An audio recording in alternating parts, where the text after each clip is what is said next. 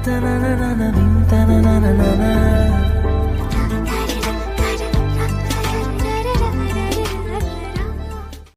ছোট লোকের বাচ্চা, তোর সাহস তো কম নাই।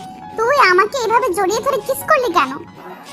আরে ম্যাডাম, আমার কি দোষ? আপনি নিজেই তো স্লিপ খেয়ে আমার উপর পড়ে গেলেন, আর আমি তো আপনাকে শুধু ধরলাম মাত্র, যাতে আপনি মাটিতে পড়ে আপনার এই সুন্দর ড্রেস আপটা নষ্ট না করেন।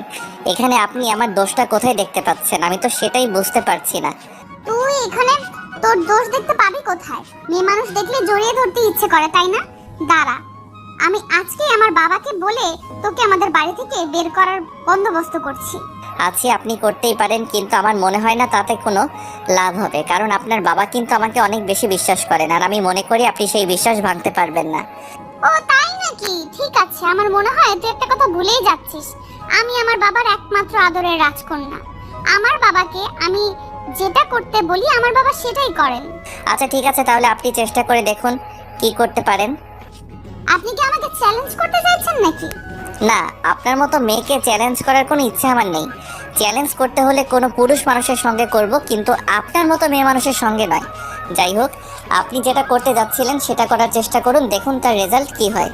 তখনই নেহা নীলের সঙ্গে আর কোনো কথা না বলে সেখান থেকে সোজা তার বাবার রুমে চলে যায়। সে বাবার রুমে গিয়ে দেখে তার বাবা পত্রিকা পড়ছিলেন। তখন তাকে দেখে তার বাবা বলতে থাকে, কি ব্যাপার নেহা, কি হয়েছে? তুমি হঠাৎ ওর সময় আমার রুমে কেন? তুমি তো আসো না।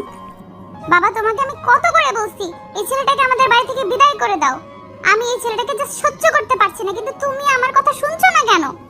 দেখো নেহা, তোমাকে আমি এর আগেও বলেছি আর এখনো বলছি, এই ছেলেটাকে তুমি চাইলে আমি আমাদের বাড়ি থেকে বের করে দিতে পারবো না, কারণ তার কাছে আমি ঋণী।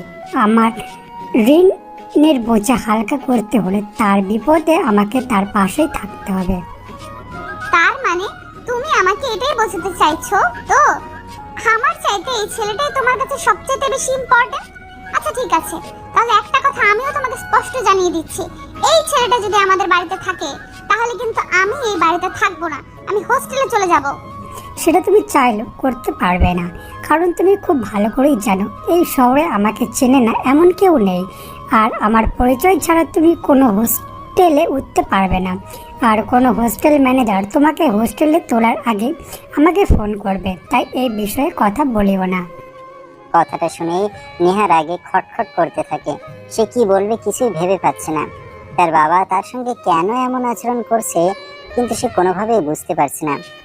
যদিও সে কখনোই তার বাবার কাছ থেকে এরকম আচরণ অ্যাকসেপ্ট করে না, তাই সে তার বাবাকে বলে, বাবা, তোমার কি একবারও মনে হচ্ছে না যে তুমি ভুল কিছু করছো? তুমি বাইরের একটা মানুষের জন্য নিজের মেয়ের প্রতি অবিচার করছো। তুমি মাথাটা ঠান্ডা করে নিজের রুমে যাও আর বিষয়টা ঠান্ডা মাথায় একটু চিন্তা করো, তাহলে তোমার ভুল ধারণা ভেঙে যাবে। তুমি এটা ভালোভাবেই বুঝতে পারবে যে তোমার বাবা ভুল কিছু করছে না, যা করছে ঠিকই করছে। তখন নেহা খুব ভালোভাবে বুঝতে পারলো তার বাবাকে এসব বিষয়ে কথা বলে কোনো লাভ হবে না। তাই সে আর কোনো কথা না বলে চুপচাপ সেখান থেকে বের হয়ে নিজের রুমে চলে যায়, আর দরজা বন্ধ করে রুমে বসে বসে চিন্তা করতে থাকে কিভাবে লাঠি না ভেঙে সাপ মারা যায়। অপরদিকে নীল তার রুমে বসে বসে অফিসের একটা গুরুত্বপূর্ণ ফাইল নিয়ে কাজ করছিল। এমন সময় হঠাৎ নীলের বাবা সেখানে উপস্থিত হয় আর নীলকে বলে, কি ব্যাপার মাইসান, কি করছিলে তুমি?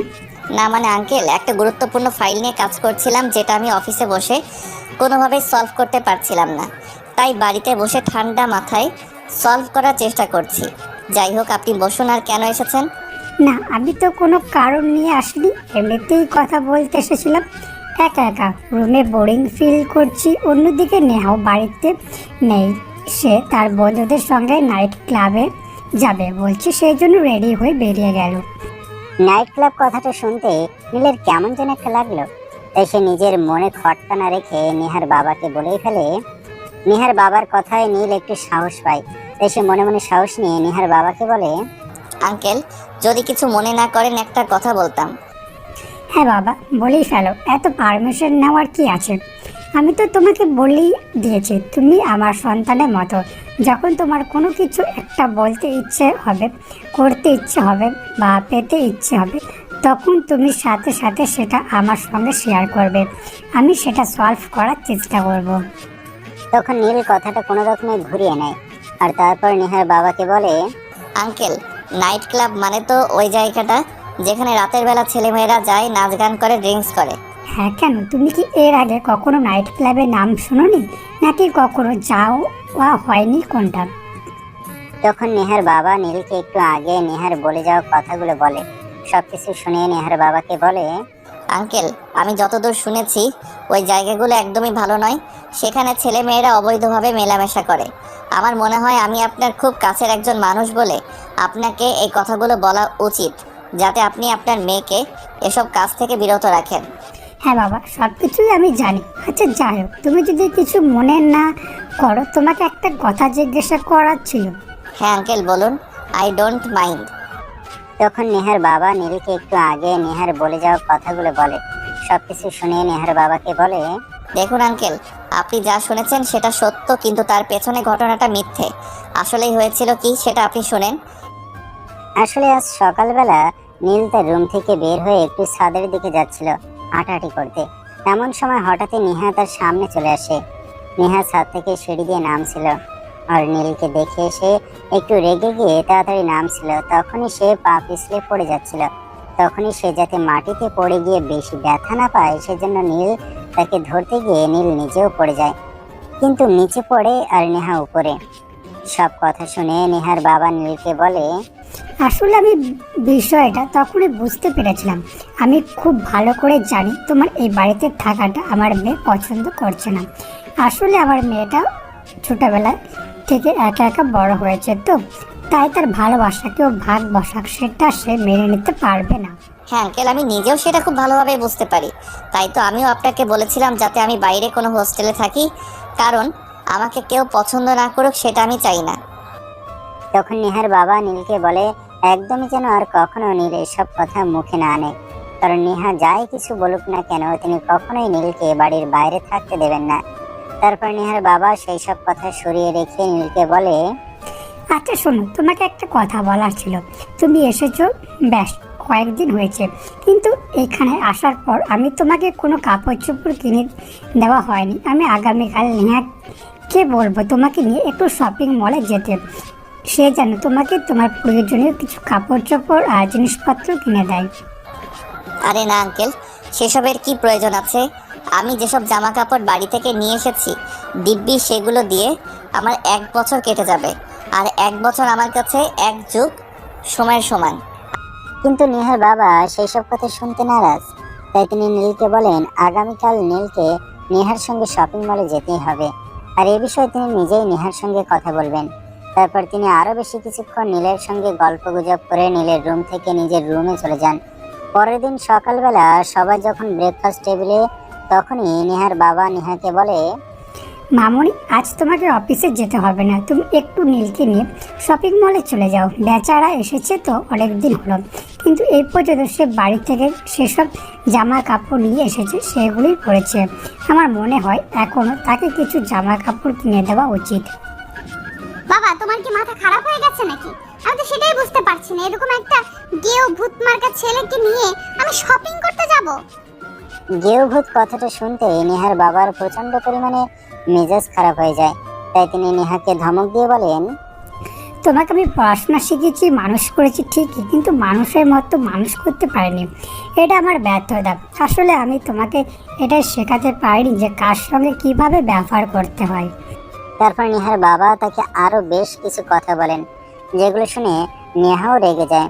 আর সে রেগে গিয়ে তার বাবাকে বলে, বাবা, তুমি এই ছেলেটার জন্য আমার সঙ্গে এরকম বিহেভিয়ার কেন করছো? আমি সেটাই বুঝতে পারছি না। এই ছেলেটার সঙ্গে আমার কি এমন সম্পর্ক হয়েছে যে একে আমার শপিং মলে নিয়ে যেতে হবে? আর আমি কোনোভাবেই একে শপিং মলে নিয়ে যেতে পারবো না, এন্ড দ্যাটস ফাইনাল। কথাটা শোনা মাত্রই নেহার বাবার রাগে নেহাকে অনেকে জোরে একটা ধমক দেয় আর বলে, তুমি কিন্তু ইদানিং বড্ড বেশি বাড়াবাড়ি করছো নেহা। এটা কিন্তু আমি তোমার কাছ থেকে কখনোই আশা করি না। আমি তোমাকে যেটা বলছি তোমাকে সেটাই করতে হবে। তুমি আজকে একে নিয়ে শপিং মলে যাবে। ঠিক আছে, যাবো না। বলেই নেহা আর কাউকে কোনো কথা বলার সুযোগ না দিয়ে রাগে কটকট করতে করতে ব্রেকফাস্ট না করেই টেবিল থেকে উঠে চলে গেল। সেটা দেখে নীল নেহার বাবাকে বলে, আঙ্কেল, আমি তো আপনাকে বলেছিলাম আমার জামা কাপড় ওইসবের কোনো প্রয়োজন নেই, কিন্তু আপনি কেন ম্যাডামের সঙ্গে এরকম ব্যবহার করতে গেলেন? উনি তো নাস্তা না করেই চলে গেলেন। আরে বাবা, ওসব নিয়ে তুমি চিন্তা করো না, আমি তোমার মেয়েকে খুব ভালো করেই জানি। দেখবে কিছুক্ষণের মধ্যেই অনলাইন থেকে খাবার অর্ডার করছে আর নিজের রুমের মধ্যে বসে চুপি চুপি খেয়ে নিচ্ছে। আমার কথা বিশ্বাস না হলে তুমি শুধু তাকে একটু ফলো করতে থাকো। আঙ্কেল, আমি সত্যি আপনার কথা বিশ্বাস করতে পারছি না। ম্যাডাম এখান থেকে রাগে না খেয়ে চলে গেলেন আর রুমে গিয়ে অনলাইনে খাবার অর্ডার করবেন? আমি জাস্ট বিশ্বাস করছি না। বলতে বলতে নেহার বাবা আর নেই দুজনেই ব্রেকফাস্ট শেষ করলো।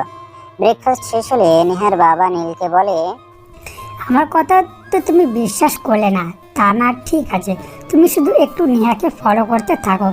দেখো, সে যদি আধ ঘন্টার মধ্যে অনলাইন থেকে খাবার অর্ডার না করে আর কোনো কোরিয়ান ম্যান যদি আমাদের বাড়িতে না আসে, তাহলে তুমি যা বলবে আমি তাই মেনে নেব। তখন নীল আচ্ছা ঠিক আছে এই কথাটা বলে সেখান থেকে উঠে চলে আসে।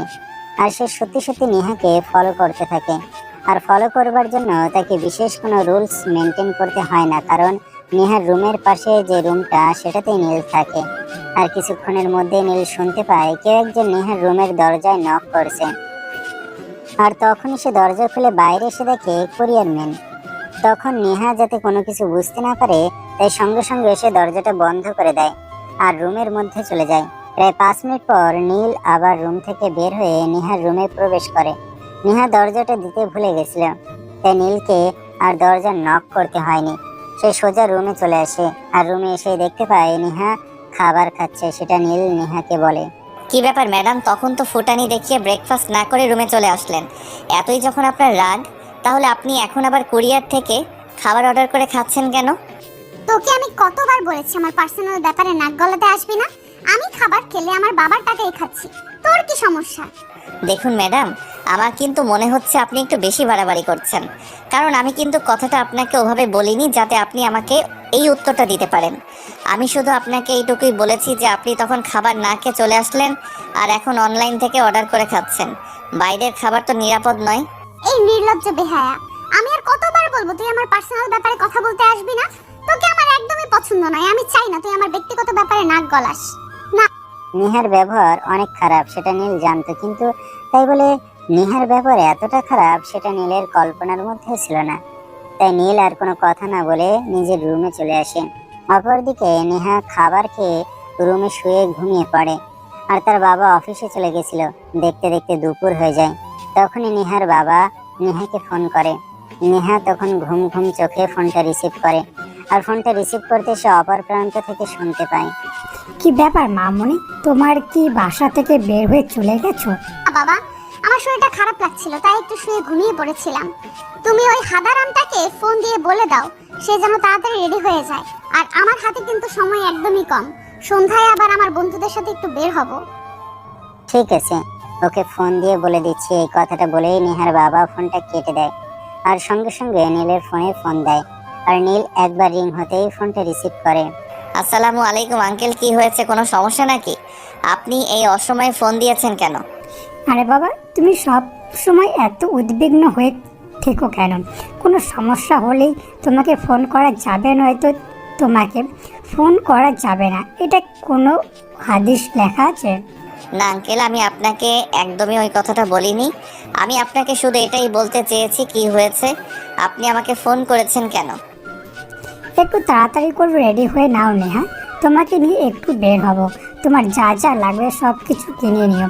নেহার কাছে আমার ক্রেডিট কার্ড আছে, টাকা পয়সা নিয়ে কোনো চিন্তা করো না। আর এসব টাকা আমি তোমার বেতন থেকেও কাটবো না, এগুলো সম্পূর্ণ আমার তরফ থেকে তোমার জন্য গিফট। আঙ্কেল, আপনি আবার কেন ম্যাডামকে কিছু বলতে গেলেন? ম্যাডাম তো তখন প্রচণ্ড পরিমাণে রেগে গিয়েছিল। আমি তো বললাম আমার এইসবের প্রয়োজন নেই।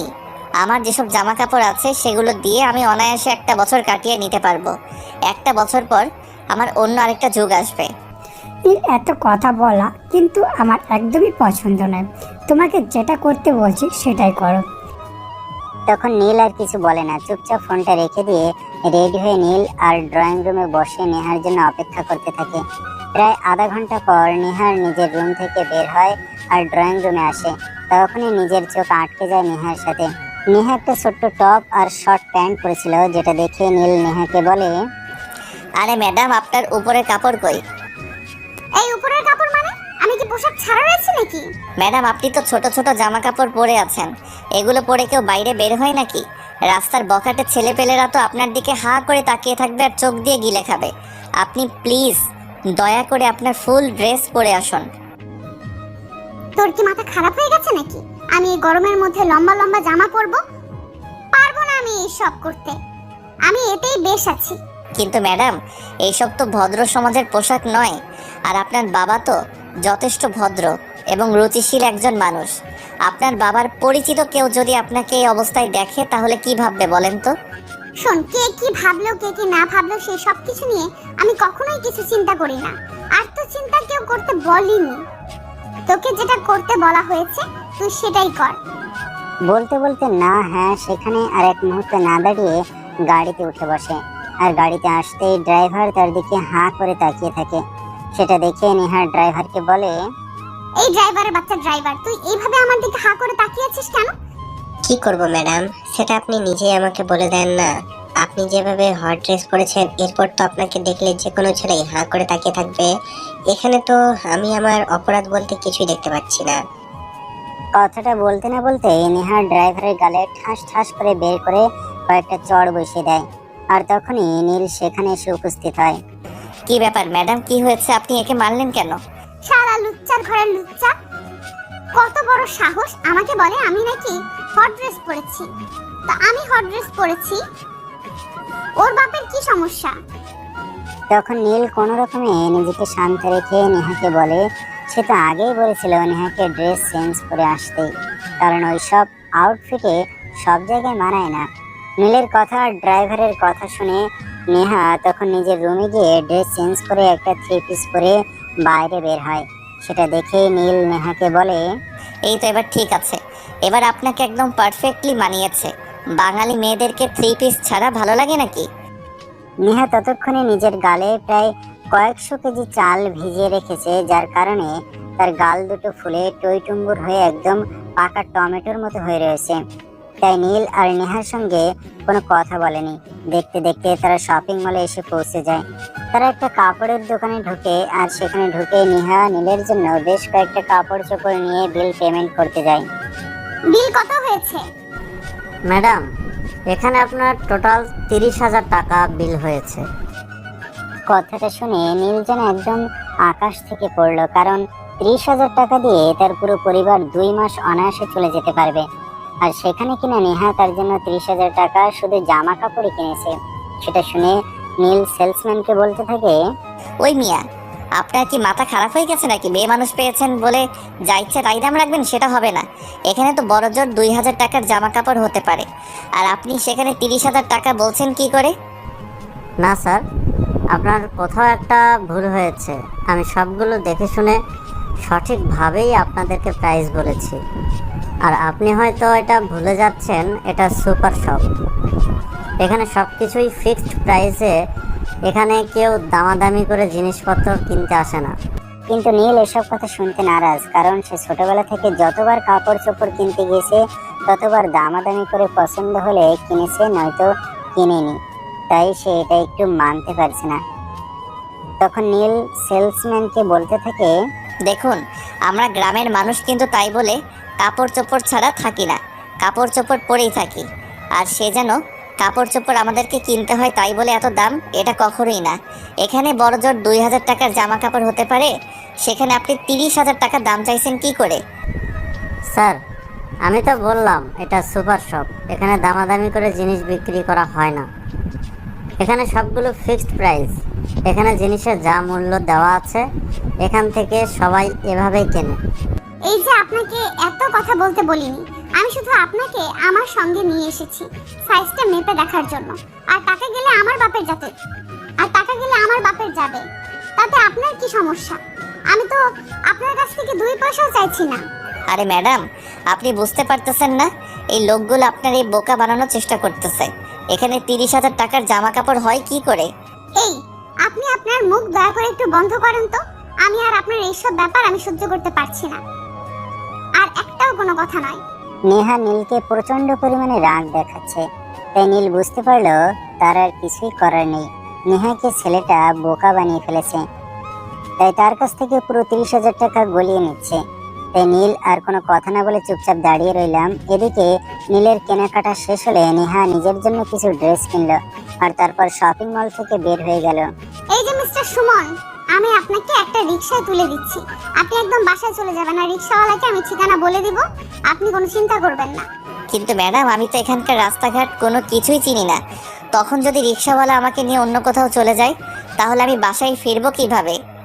নীলের এমন অদ্ভুত কথায় নেহার যেন নিজের চুল নিজেরই ছিঁড়তে ইচ্ছে করেছিল, কিন্তু তারপরও সে নিজেকে কন্ট্রোল করে নীলকে বলে, আপনি তো আর মেয়ে মানুষ নন যে আপনাকে তুলে নিয়ে গিয়ে রিকশাওয়ালা আপনাকে করবে বা ইফটিজিং করবে। তাই এই বিষয়ে আপনার কোনো চিন্তা করতে হবে না। আর এই শহরের সবাই আমার বাবাকে এক নামে চিনে, আর সেই সাথে আমাকেও সবাই চেনে। কিন্তু ম্যাডাম, তারপর আমার ভয় লাগছে। এখানে তো কোনো কিছুই আমি সেরকম চিনি না। নেহা নীলকে কোনোভাবে বোঝাতে পারছে না, আর তাতে নেহার প্রচন্ড পরিমাণ বাবার প্রতি রাগ হচ্ছে। তারপরও সে কোনো রকমে নিজেকে শান্ত করে নীলকে বলে, আপনার বাসায় পৌঁছানো নিয়ে যত কথা, তাই তো? আমি রিকশাওয়ালাকে ভালোভাবে বলে দেব, যাতে রিকশাওয়ালা আপনাকে বাসা পর্যন্ত সঠিকভাবে পৌঁছে দেয়। আর তারপর যদি আপনি হারিয়ে যান, তাতে আমি নিজ দায়িত্বে আপনাকে খুঁজে আনবো। ঠিক আছে ম্যাডাম, আপনি যখন আমাকে এতটা ভরসা দিচ্ছেন, তখন আমার আর ভয় পাওয়ার কোনো কারণ নেই। তারপর নেহা নীলকে নিয়ে শপিং মল থেকে বের হয়ে একটা রিক্সায় উঠিয়ে দেয় আর রিক্সাওয়ালাকে তাদের বাসার ঠিকানা বলে দেয়। রিক্সাওয়ালা রিক্সা চালাচ্ছি না, এমন সময় হঠাৎই নীল রিক্সাওয়ালাকে বলে, আচ্ছা রিক্সাওয়ালা মামা, আমাদের বাড়ির ঠিকানাটা আপনি জানেন তো? মানে ম্যাডাম আপনাকে যে ঠিকানা বলে দিল, আপনি আমাকে সেই ঠিকানা অনুযায়ী পৌঁছে দিতে পারবেন তো? হ্যাঁ স্যার, আমি আপনাদের বাড়ির ঠিকানা খুব ভালো করে চিনি। আর এই শহরে আপনাদের বাড়ির ঠিকানা জানে না এমন মানুষ পাওয়া দুষ্কর। আচ্ছা ঠিক আছে, আপনি আমাকে ভালোভাবে আমাদের বাসা পর্যন্ত পৌঁছে দেন।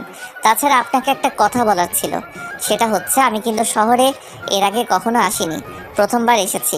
আমি কিন্তু রাস্তাঘাট কিছুই চিনি না। আপনি যদি আমাকে ভুল ঠিকানা নিয়ে যান, তখন কিন্তু আমি একদম হারিয়ে যাব। আরে স্যার, আমি আপনাকে বললাম তো, আপনার এই সব কিছু নিয়ে চিন্তা করতে হবে না। আমি আপনাকে আপনার ঠিকানা মতো পৌঁছে দিতে পারবো, কোনো সমস্যা হবে না। রিক্সাওয়ালা নীলকে কোনো রকমে বুঝিয়ে রিক্সায় বসিয়ে রিক্সা চালাতে থাকে। দেখতে দেখতে প্রায় 15 মিনিটের মতো সময় চলে গেল, কিন্তু এখনো নীল বাসায় এসে পৌঁছালো না। তাই সে মনে মনে টেনশন করছে আর রিক্সাওয়ালাকে বলছে, কি ব্যাপার রিক্সাওয়ালা মামা, আপনি তো সেই কখন থেকে রিক্সা চালাচ্ছেন, কিন্তু এখন আমাকে আমাদের বাসা পর্যন্ত পৌঁছে দিচ্ছেন না কেন? আপনি তো রিক্সা চালিয়ে যাচ্ছেন, থামানোর নাম গন্ধ দেখছি না। আর আমি তো আমাদের বাড়িটাও দেখতে পাচ্ছি না। স্যার, আপনি একটু দয়া করে চুপ করে বসেন। সামনেই আপনাদের পাশে আমার 2 মিনিটের মতো লাগবে যেতে। এই 2 মিনিট সময় আপনি একটু চুপচাপ বসে থাকেন। 2 মিনিটের মতো সময় লাগবে, সেটা শুনে নীল একটু আশ্বস্ত হয় আর চুপ করে বসে দেখতে দেখতে সে বাসায় চলে আসে। আর বাসায় এসে বিছানায় লপাট করে শুয়ে পড়ে। এদিকে দেখতে দেখতে কখন যে দুপুর ঘুমিয়ে বিকেল, আর বিকেল গড়িয়ে রাত হয়ে গেল সেটা নীল টেরই পেল না, কারণ সে একদম ঘুমে নিমগ্ন হয়েছিল। রাত প্রায় 9টার মতো বাজে। নেহার বাবা ততক্ষণে বাসায় চলে এসেছে। বাসায় এসে তিনি যখন নীলকে দেখতে না পেলেন, তখন তাদের বাসায় কাজের মেয়েকে বললেন, বুয়া, নীল কোথায়? নীলকে একটু বলো তো নিচে আসতে। সাহেব, উনি তো শপিং থেকে এসে রুমের দরজা বন্ধ করে ঘুমাচ্ছেন। আমি তো অনেকবার ওনাকে ডাকতে গিয়েছিলাম দুপুরের খাবার খাওয়ানোর জন্য, কিন্তু উনি তো কোনো সাড়া শব্দই করেননি। ঠিক আছে, কোনো সমস্যা নেই। তুমি এখন কি ওকে ডাকো আর বলো আমি বাড়িতে চলে এসেছি আর আমি ওকে ডাকছি। ঠিক আছে সাহেব, আমি এক্ষুনি যাচ্ছি। বলতে বলতে তাদের বাসায় কাজের বুয়া সেখান থেকে নীলের রুমের কাছে যায় আর দরজার সামনে দাঁড়িয়ে নীলকে ডাকতে থাকে। সাহেব, সাহেব, নীলের তখনও যেন ঘুম ছাড়ছিল না, তাই সে চোখ কচলাতে কচলাতে রুমের দরজা খুলে বুয়াকে দেখে বুয়াকে বলতে থাকে, ঠিক আছে, আপনি আঙ্কেলকে বলুন, আমি একটু চোখ মুখটা ধুয়ে তারপর আসছি। ঠিক আছে বলে বুয়া সেখান থেকে চলে যায় আর ড্রয়িং রুমে গিয়ে নেহার বাবাকে এই কথা বলে। তারপর নেহার বাবা বসে অপেক্ষা করতে থাকে কখন নীল আসবে। প্রায় 10 মিনিট পর নীল নিচে আসে আর তাকে দেখে নেহার বাবা বলে, তোমার জন্য একটা গুড নিউজ আছে। আমার জন্য কি বলেন তো আঙ্কেল? আমি তো বিশ্বাসই করতে পারছি না আমার জন্য আবার কি গুড নিউজ আছে। হ্যাঁ, আমি একদম ঠিক কথাই বলছি। তুমি তো মাস্টার্স কমপ্লিট করেছিলে, তাই না? তুমি আজকে একবার তোমার বাড়িতে ফোন করো আর তোমার মাস্টার্সের সার্টিফিকেটগুলো অনলাইনে পাঠিয়ে দিতে বলো। কিন্তু কেন আঙ্কেল, আপনি আমার সার্টিফিকেট দিয়ে কি করবেন? আর ওই সব কিছু তো আমার তত্ত্বাবধানে আমার রুমে রাখা আছে, আর আমার রুম তো তালা দেওয়া, তাহলে আমার বাবা সেগুলো খুঁজে পাবে কি করে? আরে বাবা, সেই সব কিছু আমি খুব ভালো করেই জানি, আর জানি বলেই বলছি। তুমি তো আর তোমার রুমের চাবি তোমার সঙ্গে করে নিয়ে আসোনি, তুমি তো আমার রুমের চাবি তোমার বাবার কাছে রেখে এসেছো। আর সেই জন্যই বলছি তুমি বাবাকে ফোন দাও, আর ছবিটা কোথায় রেখেছো সেটা তোমার বাবাকে বলে দাও। আর তোমার বাবাকে এটাও বলে দাও যে আজকের মধ্যে সমস্ত কাগজপত্র পাঠিয়ে দিতে। কিন্তু কেন আঙ্কেল, আপনি এসব কাগজপত্র দিয়ে কি করবেন? আমি তো সেটাই বুঝতে পারছি না, যদি বিষয়টা ক্লিয়ার করতেন। তুমি যে কি সেটা আমি মাঝে মাঝে নিজেই ভাবতে পারি না। যাই হোক, যেহেতু জানতে চাইছো বলে, আমাদের প্রোডাকশন ডিপার্টমেন্টের প্রোডাকশন ডিরেক্টর যিনি ছিলেন উনি চাকরি ছেড়ে চলে গেছেন। তুমি তো একটা শিক্ষিত যুবক, আর শিক্ষিত যুবক হয়ে কেন তুমি ওয়ার্কারে চাকরি করবে? তাই আমি চাইছি প্রোডাকশন ডিরেক্টর হিসেবে তুমি জয়েন করো, তাই তোমার সার্টিফিকেটগুলো প্রয়োজন। কিন্তু আঙ্কেল, আপনার এত বড় একটা ডিপার্টমেন্ট, আর সেখানে প্রোডাকশন ডিরেক্টর হিসেবে আমি জয়েন করলে আমি কি পারবো সব কিছু সামলাতে? তোমার উপর সম্পূর্ণ ভরসা আছে আমার। আমি জানি তুমি পারবে, শুধু একটু বুঝিয়ে দিলেই হবে। আর সেই সব কিছুর জন্য আমি তো রয়েছি। আমি তোমাকে খুব ভালোভাবে বুঝিয়ে দেব কিভাবে কি করতে হবে, কিভাবে কি চালাতে হবে। এখন কোনো কথা না পারে এক্ষুনি তোমার বাবাকে ফোন করো আর কাগজপত্রগুলো পাঠিয়ে দিতে বলো। নেহার বাবার কথায় নীল তখন আর কোনো উত্তর না দিয়ে সঙ্গে সঙ্গে নিজের রুমে চলে যায় আর তৎক্ষণাৎ তার বাবাকে ফোন দেয়। হ্যাঁ বাবা, কেমন আছিস রে? বাবা, এই তো আলহামদুলিল্লাহ ভালোই আছি। তোমার কি খবর? তোমার শরীর কেমন আছে? এই তো আছি ভালোই, কিন্তু তোর মায়ের শরীরটা ভালো যাচ্ছে না, প্রেশার একদম কমে গেছে। তুই এখান থেকে চলে যাওয়ার পর তোর মা একদমই খাবার দাবার করে না, তোর চিন্তায় সারাক্ষণ মগ্ন থাকে। মা কোথায়? মাকে একটু ফোনটা দাও তো, আমি কথা বলি। তোর মা তো এখন বাড়িতে নেই, ওই পাশে কোথায় একটা হাঁটতে গেছে। একা একা বাড়িতে তার ভালো লাগছে না, তাই বললাম একটু ঘুরে আসতে। আচ্ছা ঠিক আছে, কোনো সমস্যা নেই। তোমাকে আমি একটা দরকারে ফোন করেছিলাম। তুমি আমার রুমে চাবিটা দিয়ে দরজা খুলে রুমে যাবে, আর আমার আলমারি থেকে আমার ফাইলে বেশ কিছু কাগজপত্র আছে, সেগুলো একটু বাজারে গিয়ে অনলাইনের মাধ্যমে আমার কাছে পাঠিয়ে দিতে পারবে? ঠিক আছে বাবা, আমি দেখছি। তুই তো শরীরের যত্ন নিচ্ছিস তো, ঠিক মতো খাওয়া দাওয়া করছিস তো? হ্যাঁ বাবা, আমি একদমই ঠিক আছি। আমাকে নিয়ে তোমার কোনো চিন্তা করতে হবে না। যাই হোক, তোমাকে যেটা বললাম সেটাই করো। আর একটা খুশির খবর, আমার একটা ভালো পোস্টে চাকরি হতে চলেছে। কেন? আমি যে তোকে আমার বন্ধুর ওখানে পাঠালাম, সেখানে কি হয়েছে? তুই কি ওখানে চাকরি করতে পারবি না? না বাবা, ওরকম কোনো বিষয় নয়। আমি তো ওনার এখানেই চাকরি করছি, ওনার অফিসে ভালো একটা পোস্টে উনি আমাকে অ্যাপয়েন্টমেন্ট করতে চাইছেন। তখন নীলের বাবা অনেক খুশি হয় আর ফোনটা কেটে দেয়। কিছুক্ষণ পর উনি নীলের আলমারি থেকে ওই সমস্ত কাগজপত্র নিয়ে বাজারে চলে যান আর বাজারে একটা অনলাইনের দোকান থেকে সেই সব কাগজপত্র নীলকে ইমেলের মাধ্যমে পাঠিয়ে দেন। নীল তখনই সেই সব কাগজপত্র নিয়ে এসে নেহার বাবার হাতে তুলে দেয় আর সব কাগজপত্র দেখে নেহার বাবা নীলকে বলে, আগামীকাল কিন্তু একটু সকাল সকাল অফিসে যাওয়ার জন্য রেডি হয়ে নেবে, কেমন? ঠিক আছে আঙ্কেল, আপনি কোনো চিন্তা করবেন না। আমি একদম সকাল সকাল ঘুম থেকে উঠে তৈরি হয়ে নিব। বলতে বলতে নীল নিজের রুমে চলে যায়। আর এদিকে পরের দিন সকালবেলা ঘুম থেকে উঠে সে অফিসে যাওয়ার জন্য তৈরি হয়ে নেয়। অপরদিকে নেহার বাড়িতে আজ কোনো কাজ নেই, তাই সে নিজেও অফিসে যাবে বলে তৈরি হচ্ছে। একে একে নেহা, নীল আর নেহার বাবা তিনজন এসে ড্রয়িং রুমে হাজির হয়। তখন নেহার বাবা নেহাকে বলে, ও নেহা, তোমাকে তো বলতেই ভুলে গিয়েছিলাম, আজ আমাদের অফিসে একটা গুরুত্বপূর্ণ মিটিং ডাকা হয়েছে। তাই নাকি? কিন্তু কেন মানে? আমি বলতে চাইছি সচরাচর তো আমাদের অফিসে হুটহাট করে মিটিং ডাকা হয় না, তাহলে আজ তুমি কেন হঠাৎ করে মিটিং ডাকলে? সেটা আমি তোমাকে এখনই বলতে চাইছি না, তুমি অফিসে যাওয়ার পরে জানতে পারবে কেন আমি হঠাৎ মিটিং ডেকেছি। যাই হোক, এখন চলো। তারপর আর নেহা কোনো কথা বলেনি, কারণ সে খুব ভালো করেই জানে তার বাবা কোনো প্রয়োজন ছাড়া মিটিং ডাকেনি। তাই অফিসে গেলেই সে বিষয়টা জানতে পারবে। দেখতে দেখতে তিনজনই অফিসে চলে আসে। আর অফিসে এসেই অফিসের সকল স্টাফকে নেহার বাবা মিটিং রুমে ডেকে নেয়। সবাই যার যার নির্দিষ্ট আসনে বসে আছে, চলছে সংসার নীরবতা। আর নীরবতা ভেঙে হঠাৎই নেহার বাবা সবাইকে উদ্দেশ্য করে বলে ওঠে, আমি এখানে সবাইকে উদ্দেশ্য করে একটা অ্যানাউন্সমেন্ট করতে চাই। দেখুন, আপনারা হয়তো জানেন না যে আমাদের প্রোটেকশন ডিরেক্ট গতকাল একটা জরুরি কারণে হঠাৎ করে চাকরি ছেড়ে চলে গেছেন। তাই আমি মনে করছি এই মুহূর্তে আমাদের প্রোটেকশন ডিপার্টমেন্টে জরুরি একজন কাউকে নিয়োগ দেওয়া প্রয়োজন। বাবার এমন কথা শুনে পাশ থেকে নেহা বলে ওঠে, বাবা, এই কথাটা বলার জন্য সবাইকে মিটিং রুমে ডেকে আনার কি প্রয়োজন আছে? আমি তো তোমার একমাত্র যোগ্য সন্তান, যে কিনা তোমার পরে এই কোম্পানির সমস্ত দায়িত্ব বুঝে নিতে পারি, এবং তার জন্য যথেষ্ট যোগ্যতা আমার রয়েছে। প্রয়োজন তো অবশ্যই আছে, আর প্রয়োজন আছে বলেই তো আমি সবাইকে এখানে ডেকে নিয়ে এসেছি। আর একটা কথা তোমাকে বলতে চাই, সেটা হলো আমি কিন্তু তোমাকে নিয়োগ করতে চাইছি না। মানে এসব কি বলছে বাবা? তুমি কি জানো তুমি এখানে সবার সামনে আমাকে অপমান করছো? আমি তোমার একমাত্র মেয়ে, আমি তোমার একমাত্র উত্তরাধিকারী এই কোম্পানির। আর তুমি কি না আমাকে বলছো তুমি আমাকে প্রোডাকশন ডিপার্টমেন্টের প্রোডাকশন ডিরেক্টর হিসেবে নিয়োগ করতে পারবে না? হ্যাঁ, আমি এটা খুব ভালো করেই জানি যে তুমি আমার একমাত্র উত্তরাধিকারী। আমার পর তোমার যত সয় সম্পদ আছে সব কিছুর একমাত্র মালিক তুমি। কিন্তু তুমি তো আমাদের কোম্পানি ম্যানেজমেন্ট ডিপার্টমেন্টের ম্যানেজার হিসাবে রয়েছো, তুমি ম্যানেজিং ডিপার্টমেন্টের সামলাও। আমি চাই না তুমি প্রোডাকশন ডিপার্টমেন্টে ঢোকো।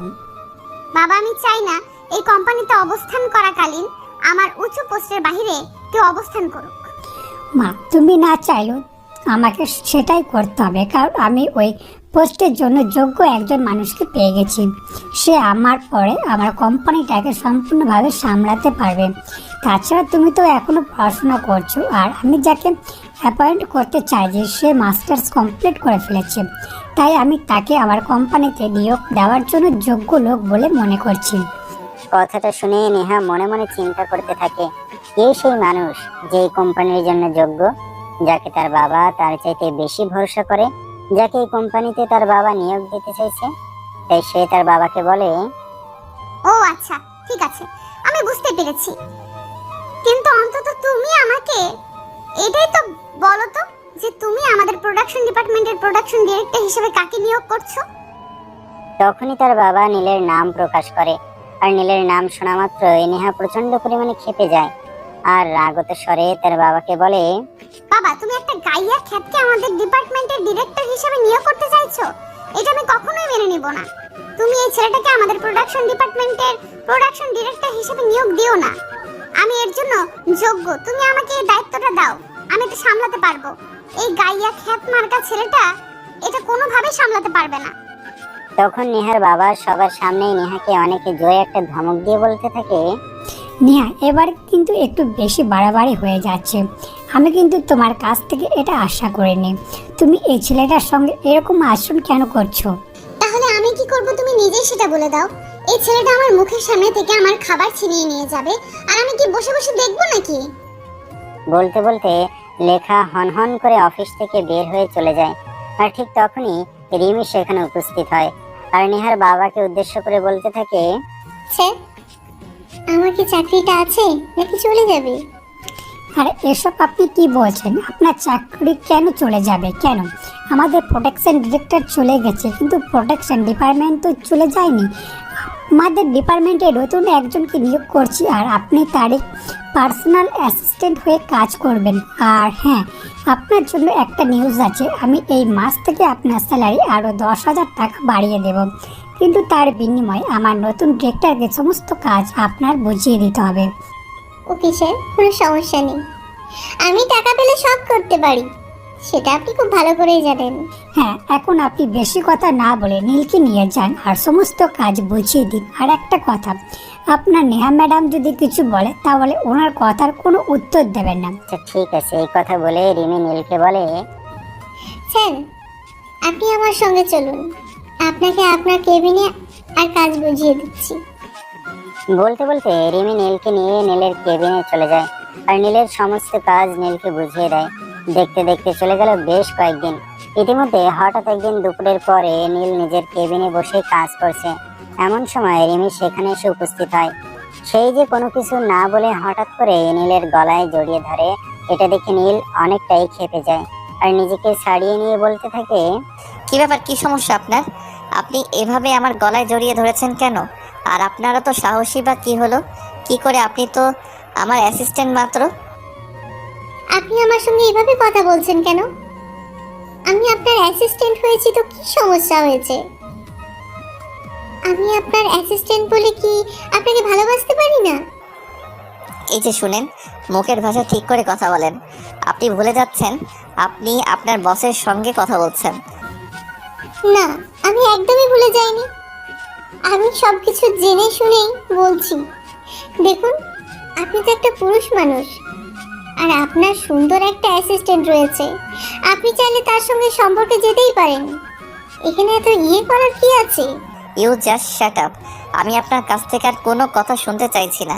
আপনি এক্ষুনি আমার চোখের সামনে থেকে দূর হন। আমি আপনার চেহারাটা দেখতে চাইছি না। আর যদি বেশি বাড়াবাড়ি করেন তাহলে কিন্তু আমি এমডি স্যারের সঙ্গে কথা বলতে বাধ্য হব এবং আপনাকে চাকরি থেকে বহিষ্কার করতে বাধ্য হব। দেখুন স্যার, আমি এই যুগের মেয়ে মানুষ। টেকনিক কিভাবে কাজে লাগাতে হয় সেটা আমি খুব ভালো করে জানি। তাই আমি আপনাকে বলবো, আপনি এমন কিছু করবেন না যাতে আমি আপনার সঙ্গে খারাপ আচরণ করতে বাধ্য হই, কারণ আপনি আমাকে চেনেন না। তখন নীল ভালোভাবে বুঝতে পারে যে রিমি তাকে থ্রেট করছে। তাই নীল বুদ্ধি খাটিয়ে রিমিকে বলে, আচ্ছা, আপনি চাইছেনটা কি বলেন তো? আমি সেরকম কোনো কিছুই চাইছি না। জাস্ট এইটুকুই চাইছি আপনার সঙ্গে একটা ভালো সম্পর্ক রাখতে। দেখুন, প্রতিটা কর্মচারী চাই তার বসের সঙ্গে ভালো সম্পর্ক রাখতে। আর আমি যেহেতু আপনার অধীনস্থ হয়ে চাকরি করছি, তাই আর কি। কিন্তু আমার তো মনে হয় আপনার সঙ্গে আমার যথেষ্ট ভালো একটা সম্পর্ক রয়েছে। আপনি আমার অ্যাসিস্ট্যান্ট আর আমি আপনার বস। আমাদের দুজনের মধ্যে এর চাইতে ভালো সম্পর্ক আর কি হতে পারে? ঠিক আছে, এসব কথা বাদ দেন। আগামীকাল তো শুক্রবার। আগামীকাল একটু আপনি আমার সঙ্গে বের হতে পারবেন? কথাটা শুনতে শুনতে নেহার বাবা নীলের কেবিনে প্রবেশ করছিলেন, কিন্তু তারপরও তিনি সেদিকে কোনো পাত্তা না দিয়ে নীলকে বলে, নীল, আগামীকাল তো আমার একটা মিটিং আছে চট্টগ্রামে, আমাকে চলে যেতে হবে। তুমি একটু অফিসের দিকটা সামলে নিও। যদিও অফিসে সেরকম কোনো কাজ নেই, তবে তুমি তো জানোই সামনে ঈদ আসছে। এই কথাটা শোনা মাত্রই রিমির মুখটা মুহূর্তের মধ্যে ফ্যাকাশ হয়ে গেল। আমি কিন্তু সে এমডি স্যারের সামনে সেরকম কোনো প্রতিক্রিয়া করলো না। এমডি স্যার চলে যাওয়ার পর মুহূর্তের মধ্যে রিমি নীলের হাত ধরে বলে, স্যার প্লিজ, আপনি কি এমডি স্যারকে একটু বুঝিয়ে বলবেন যে আপনি আগামীকাল অফিসে আসতে পারবেন না? আপনার একটু পার্সোনাল কাজ আছে। মাথা খারাপ হয়েছে নাকি? আমি তো সেটাই বুঝতে পারছি না। আপনি আমার কেবিন থেকে বের হন। আর আপনাকে কিন্তু কাল অফিসে আসতে হবে না। আমি আপনাকে অফিসে দেখতে চাই না। স্যার, আপনি এসব কি বলছেন? আপনি আগামীকাল একা একা অফিসে কাজ করবেন আর আমি আসবো না? এমনটা হতে পারে নাকি? অফিসে যদি আপনার কোনো কিছুর প্রয়োজন পড়ে, তাহলে আপনাকে কে সেই বিষয়ে সহযোগিতা করবে? নীল তখন রিমির কথার কোনো উত্তর না দিয়ে চুপচাপ তার মতো কাজ শেষ করে অফিস থেকে বের হয়ে যায়। আর বাড়িতে আসতে না আসতেই নেহার সঙ্গে দেখা হয়। কি ব্যাপার মিস্টার, ইদানিং তো আপনি ভালোই ফায়দা লুটছেন, তাই না?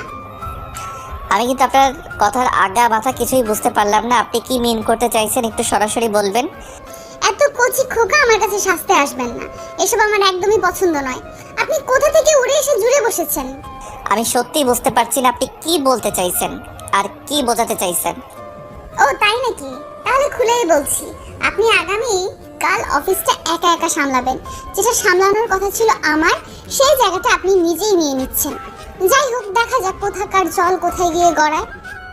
নীল ততক্ষণে বিষয়টা বুঝতে পারে নেহা কেন তারপর রেগে আছে। নেহা কোনোভাবেই চায় না নীল তাদের এখানে থাকুক আর তাদের কোম্পানিতে চাকরি করুক। তাই সে নীলকে একদমই সহ্য করতে পারে না। আর যেদিন থেকে নীল প্রোডাকশন ডিরেক্টর হিসেবে নিয়োগ করেছে, সেদিন থেকে তুমি আমাকে একদম দেখতেই পারো না। কিন্তু নীল সে কি করবে? সে তো একদম নিরুপায়, কারণ গ্রামে তার বাবা মায়ের অবস্থা খুব খারাপ। তার পড়াশোনা করাতে গিয়ে তার বাবা নিজের ভিটে বাড়িটুকু ছাড়া যাবতীয় সহায় সম্পত্তি বিক্রি করে দিয়েছেন। চাকরির জন্য অনেক জায়গায় ঘোরাঘুরি করেছে, কিন্তু কোথাও সে চাকরিটা পেয়ে উঠতে পারেনি, তাই বাধ্য হয়ে এখানে এসেছে। তাছাড়া আরও একটা কথা হলো, নীল কিন্তু এখানে এমনি এমনি আসেনি। নীলের বাবার ছোটবেলার বন্ধু ছিল, তাদের দুজনের মধ্যে ভালো একটা সম্পর্ক বিরাজমান ছিল। কিন্তু দুর্ভাগ্যবশত নীলের বাবা নেহার বাবার মতো নিজের ভাগ্যটাকে পরিবর্তন করতে পারেনি। যাই হোক, এদিকে দেখতে দেখতে রাত হয়ে গেলে সবাই ডিনার টেবিলে জয়েন করে। তখন নেহার বাবা নীলকে বলে, দেখো নীল, আমি কিন্তু তোমার উপর সম্পূর্ণ ভরসা করি, আর তোমার উপর ভরসা আছে বলি কিন্তু আমি সব কিছু তোমার উপর ফেলে রেখে একটু বাইরে যাচ্ছি, আমি যেন ফিরে এসে সব কিছু ঠিকঠাক দেখতে পাই। আঙ্কেল, আপনি আমার উপর সম্পূর্ণ ভরসা রাখতে পারেন, আমি কাজটা গুরুত্ব দিয়ে করব। তবে আপনাকে একটা কথা বলার ছিল, আপনি আমাকে এই দায়িত্বটা না দিয়ে নেহা ম্যাডামকে দিতে পারতেন। দেখো, আমি খুব ভালো করেই জানি কাকে কোন দায়িত্বটা দিতে হবে, কাকে কোন দায়িত্বটা দিলে সে দায়িত্বটা পুরোপুরিভাবে পালন করতে পারবে, তাই আমি অবস্থা বুঝি ব্যবস্থা নেই বলতে পারো। তখন নেই আর কোনো কথা বাড়ায় না, কারণ সে বড়দের সঙ্গে মুখে মুখে এত তর্ক করতে পছন্দ করে না। যাই হোক, সবাই একসঙ্গে খাবার ছিল, এমন সময় হঠাৎ তাদের বাসায় কাজের বুয়া নেহার বাবাকে বলে, সে ক্ষেপে থাকলে থাকুক, তাতে আমার কিছু যায় আসে না, কারণ আমি যা কিছুই করছি শুধুমাত্র তার ভবিষ্যতের কথা চিন্তা করেই করছি। আর এখন যদি সে নিজেকে নিজের ভবিষ্যৎ কুড়ালে মারতে চায়, তাহলে তো আমি আর কিছু করার থাকবে না। তবে আমি একটা কথা বলতে পারি, আমি যতদিন বেঁচে আছি ততদিন তার উপর কোনো আঁচ আমি আসতে দেব না। তারপর আর কেউ কি কোনো কথা বলে না, চুপচাপ যে যার মতো খাওয়া দাওয়া করে নিজের রুমে চলে গেল। রাতের বেলা যখন ঘুমানোর প্রস্তুতি নিচ্ছিল, তখনই হঠাৎ নেহা তার রুমে প্রবেশ করেছে। নীলের সামনে দাঁড়িয়ে বলতে থাকে, কত টাকা চাই? কত টাকা হলে আমাদের বাড়ি অফিস সবকিছু ছেড়ে চলে যাবেন? মানে আপনি কি বলতে চাইছেন? আমি তো কিছুই বুঝতে পারছি না। এত ন্যাকা সাজার কোনো প্রয়োজন নেই।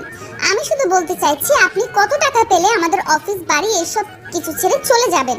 দেখুন, একটা চাকরি করা আমার প্রয়োজন, তাই আমি এখানে চাকরি করতে এসেছি, কিন্তু তাই বলে আপনি আমার সঙ্গে এভাবে ব্যবহার করতে পারেন না। আপনার যদি আমাকে ভালো না লাগে তাহলে বলেন, আমি এমনিতেই আপনাদের অফিসের চাকরি ছেড়ে চলে যাব।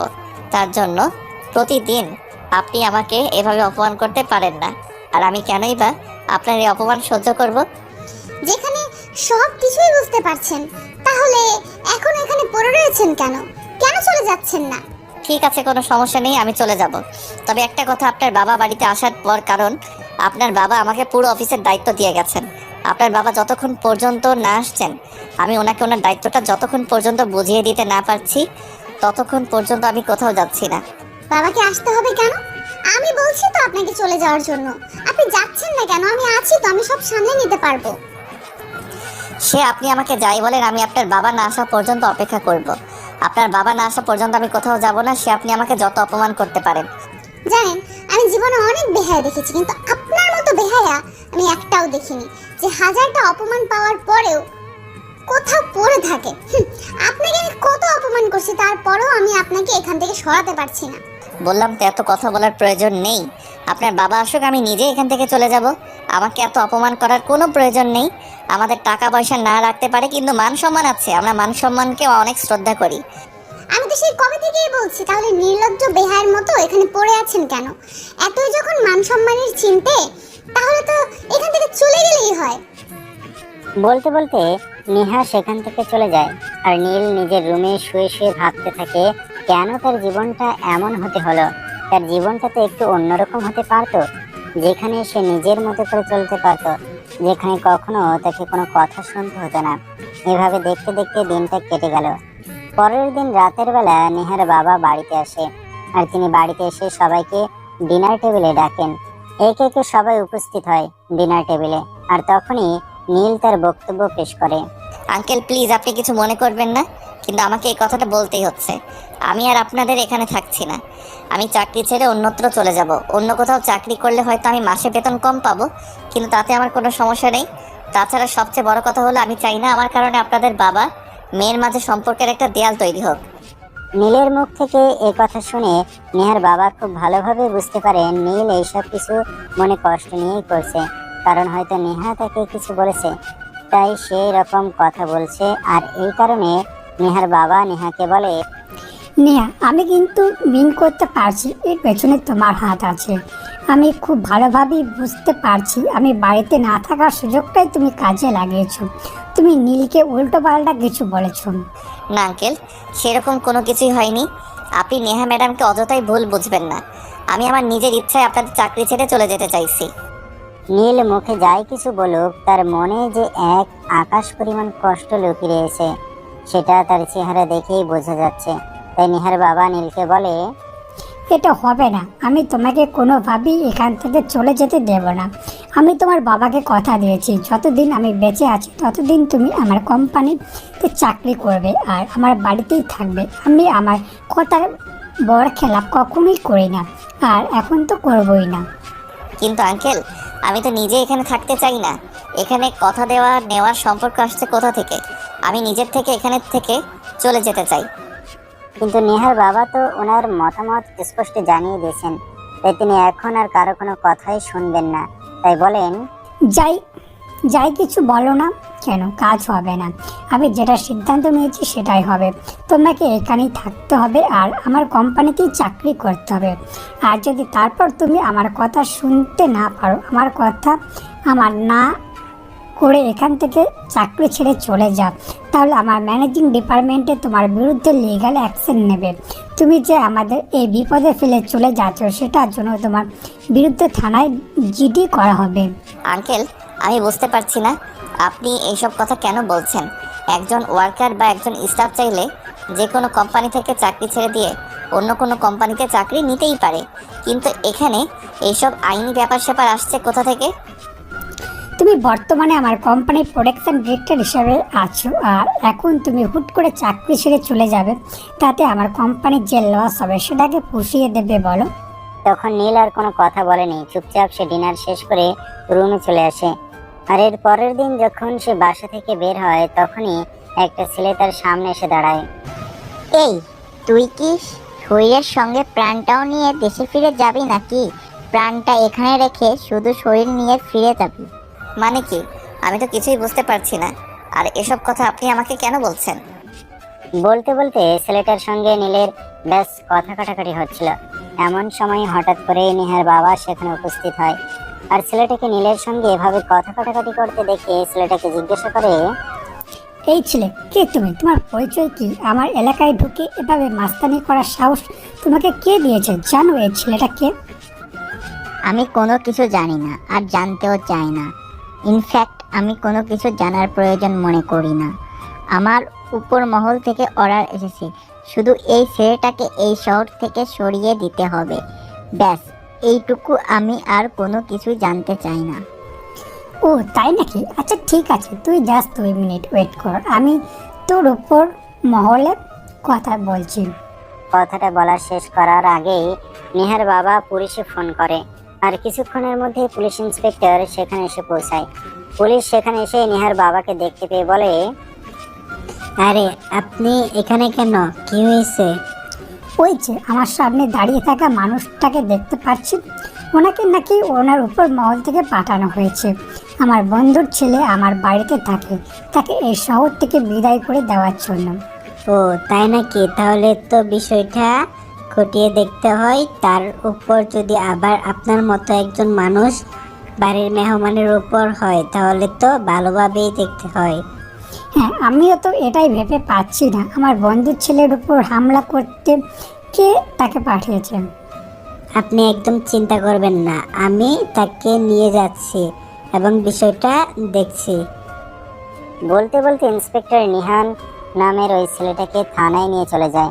আর 1 ঘন্টা পরে নেহার বাবাকে ফোন করে, কি ব্যাপার ইন্সপেক্টর, কোনো খবর পেলেন? আমি কোনো কাজে হাত দিয়েছি আর সেটা সমাধান হয়নি, এমনটা তো কখনোই হয়নি। তবে কি হয়েছে জানেন? আমার এই কাজটার ফলাফল এরকম হবে সেটা আমি কল্পনা তো ভাবিনি। যাই হোক, বিষয়টা তো আপনাকে বলতেই হবে।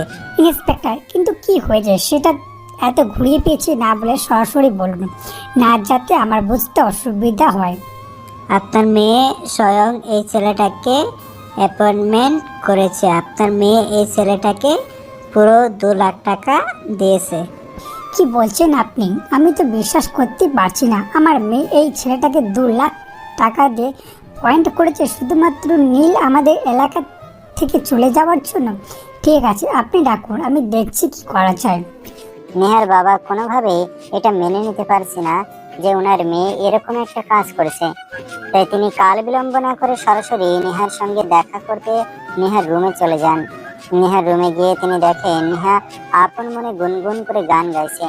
ওটা কি তোর বাবার উপস্থিতি? তার রুমে সেই গান বন্ধ করে তার বাবার দিকে ফিরে তাকায় আর বাবাকে বলে, কি ব্যাপার বাবা, হঠাৎ করে তুমি আমার রুমে কেন? তুমি নীলকে আমাদের বাড়ি এবং এলাকা থেকে সরিয়ে দেওয়ার জন্য কাকে 2 লক্ষ টাকা দিয়ে অ্যাপয়েন্টমেন্ট করেছিলেন। বাবা এসব তুমি কি বলছো? আমি কাকে 2 লাখ টাকা দিয়ে অ্যাপয়েন্ট করতে যাব? আর এত টাকা আমি পাবোই বা কোথায়? আর কেনই বা করতে যাব?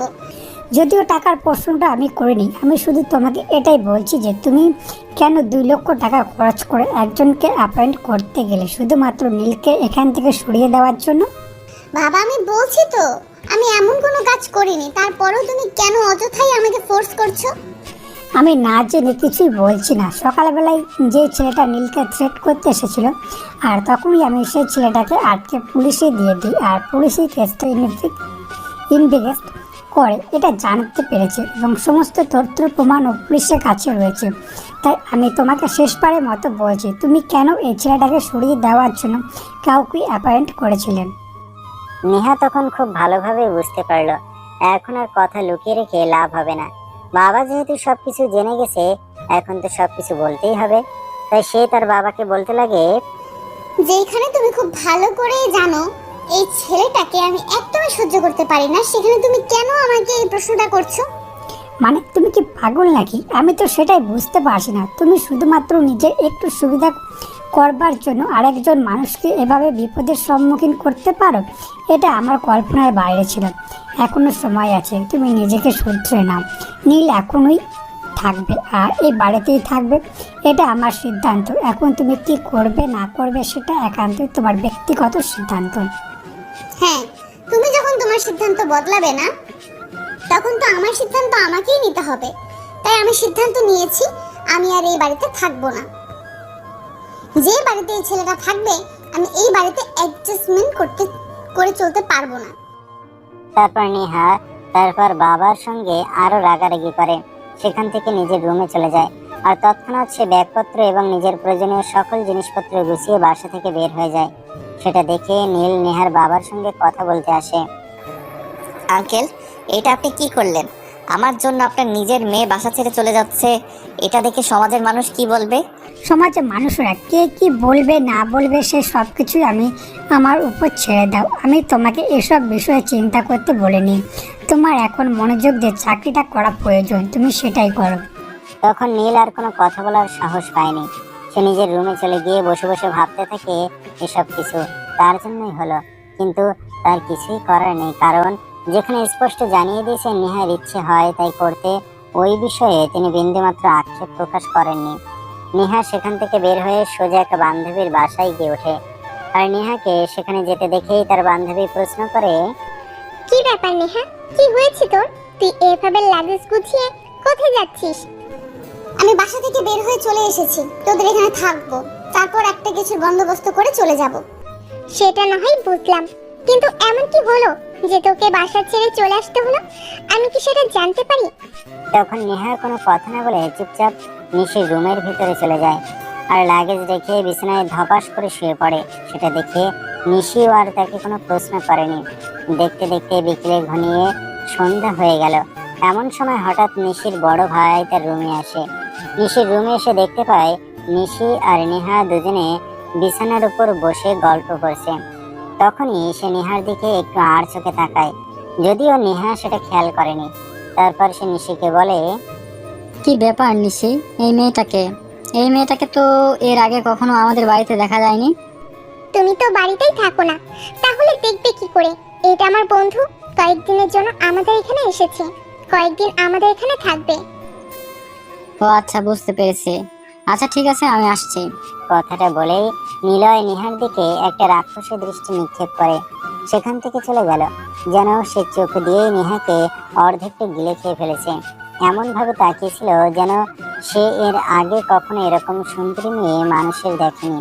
যাই হোক, এরপর দেখতে দেখতে 2 দিন চলে গেল। ইতিমধ্যে নেহা সেরকম কিছুই টের পেল না। সেদিন বিকেলবেলা নিশি কোনো একটা কাজে বাইরে গেছে। নেহা রুমে একা একা বসে আছে। এমন সময় নিশির বড় ভাই সেই রুমে আসে। সে জেনে শুনেই রুমে আসে। নিশি একটু আগে বাইরে চলে গেছে সেটা সে দেখেছে, আর সেজন্যই সে এই সময়টাকে কাজে লাগাতে চেয়েছে। নিলয় রুমের ভিতর প্রবেশ করে দরজাটা একটু চাপাতে চেয়েছে। এমন সময় দরজাটা একটু শব্দ করে ওঠে, আর তখনই নেহা পিছন ফিরে তাকিয়ে দেখে নিশির বড় ভাই দাঁড়িয়ে আছে। ওনাকে এভাবে দেখে নেহা অনেকটা অপ্রস্তুত হয়ে বলে, কি ব্যাপার ভাইয়া, আপনি এই অসময়ে এই রুমে কেন? নিশি তো এখন বাড়িতে নেই, কোনো একটা দরকারি কাজে বাইরে গেছে। হ্যাঁ, সেটা আমি খুব ভালো করেই জানি, আর সেজন্যই তোমার সঙ্গে একটু কথা বলতে এসেছি। তোমার সঙ্গে আমার একটা পার্সোনালি কথা আছে।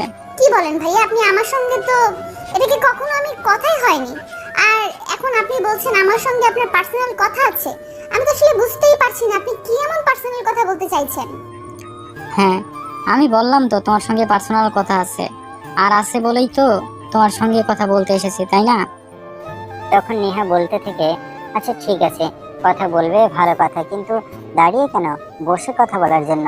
তখন নিলয় নেহার একটু কাছে গিয়েই বসে, আর তারপর তার হাতটা ধরার চেষ্টা করে। তখনই নেহা একটু পিছিয়ে গিয়ে বলে, আরে ভাইয়া, এসব আপনি কি করছেন? আপনি তো বললেন শুধু আমার সঙ্গে একটু কথা বলবেন, কিন্তু আপনি আমার হাত ধরছেন কেন?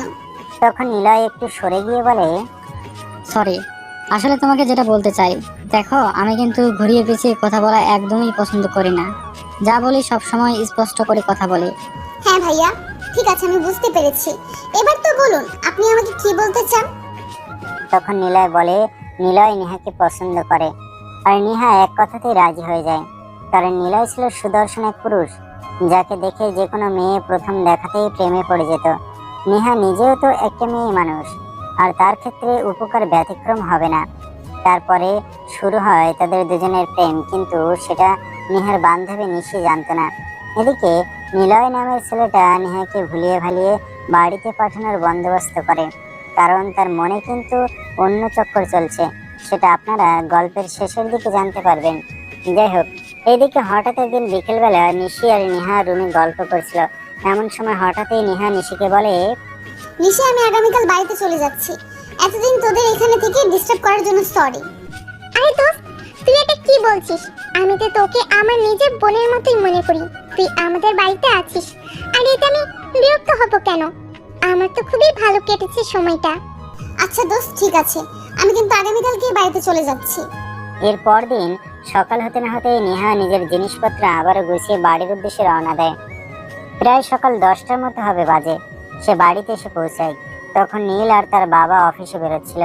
নেহার বাবা নেহাকে দেখতে পেয়ে বলে, কি ব্যাপার, তুমি নিজে নিজে বের হয়ে গেলে আবার নিজেই চলে আসলে যে? আই এম সরি বাবা, আসলে আমি এতদিনে আমার ভুলটা বুঝতে পেরেছি। তুমি আমাকে ক্ষমা করে দাও, এরপর আর আমি কখনোই এমন ভুল করব না। ঠিক আছে, এখন ভেতরে যাও, আমি অফিসে যাচ্ছি। বাড়ি ফিরে এসে তোমার সঙ্গে কথা বলবো। বলতে বলতে নেহার বাবা আর নীল দুজনেই বাসা থেকে বের হয়ে যাচ্ছিল। এমন সময় নেহা পেছন থেকে নীলকে উদ্দেশ্য করে বলে, কি ব্যাপার? আমার ফিরে আসাতে মনে হয় আপনি খুশি হননি, তাই এরকম মুখটাকে গোমরা মেরে রেখেছেন। আপনি এভাবে কেন বলছেন? এটা আপনার বাড়ি, আর এখানে আমি একজন আশ্রিত মাত্র। আপনার বাড়িতে আপনি ফিরে আসবেন না তো কেউ ফিরে আসবে? আর এখানে আমার মুখ গোমরা করে রাখার কি আছে? বলতে বলতে নীল আর নেহার বাবা দুজনেই অফিসে বেরিয়ে পড়ে।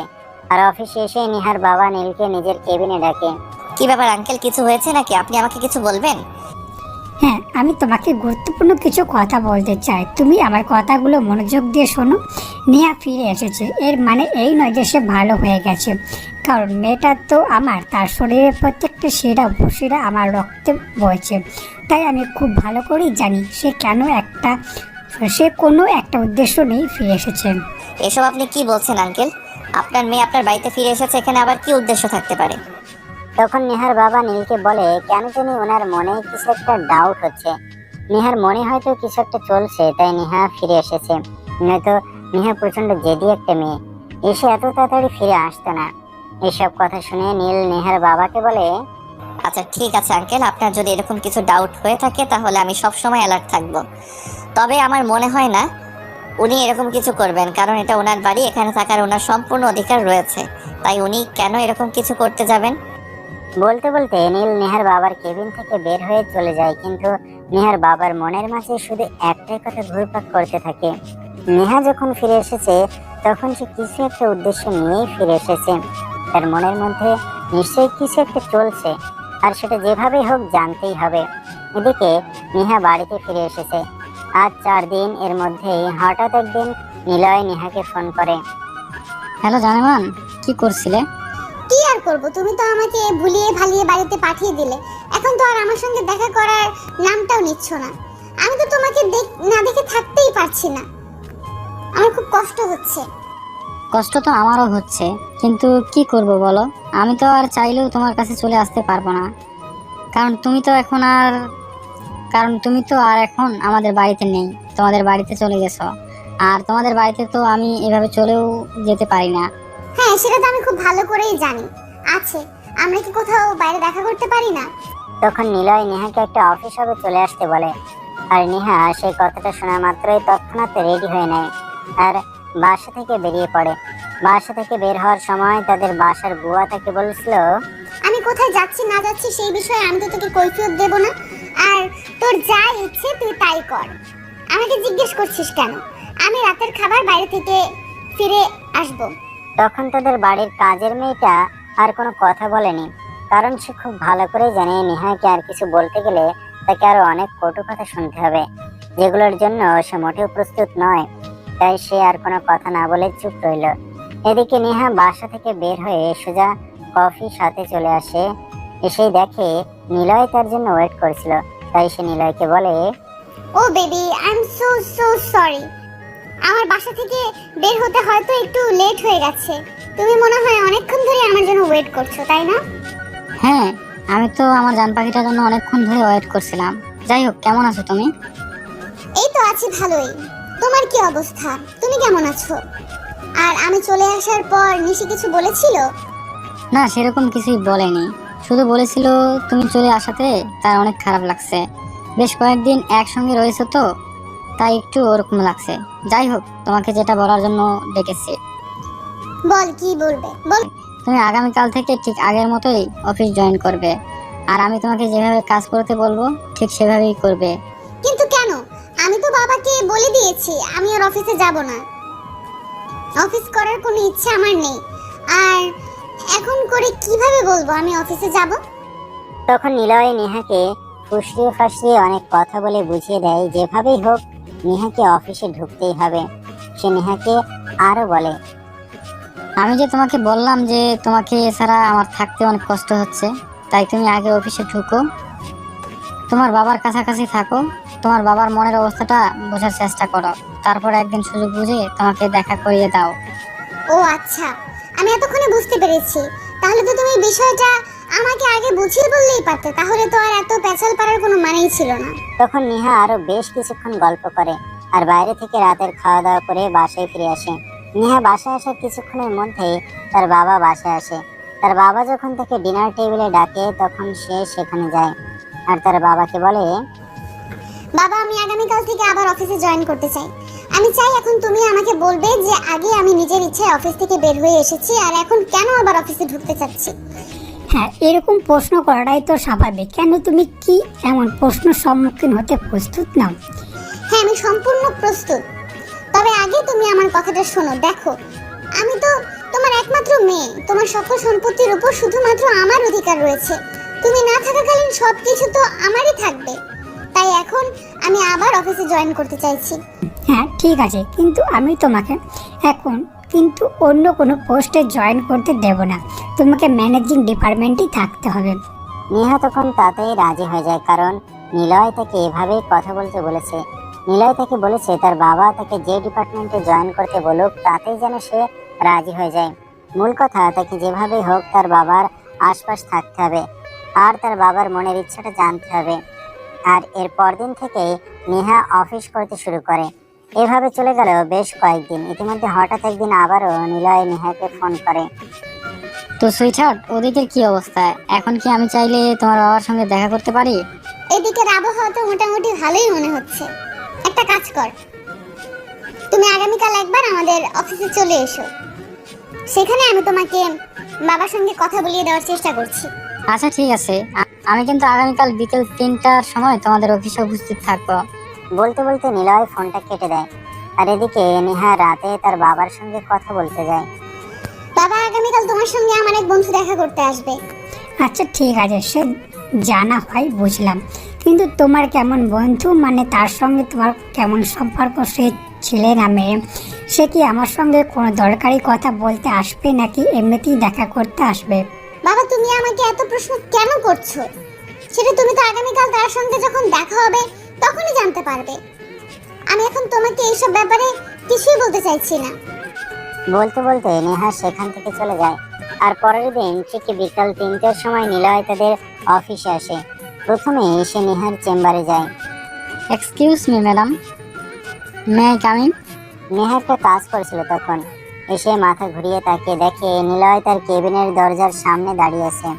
তখন সে নিলয়ের দিকে তাকিয়ে বলতে থাকে, আরে মাই ডিয়ার সুইট হার্ট, তুমি আমার কেবিনে এসেছো আর ভেতরে প্রবেশ করার জন্য অনুমতি চাইছো? এমনটা হতে পারে নাকি? প্লিজ ভেতরে এসো। তখন নিলয় হৃদয়ে প্রবেশ করে তার সঙ্গে সঙ্গে নেহাকে জড়িয়ে ধরে। আর তখনই নেহার ঠোঁটে একটা কিস করে।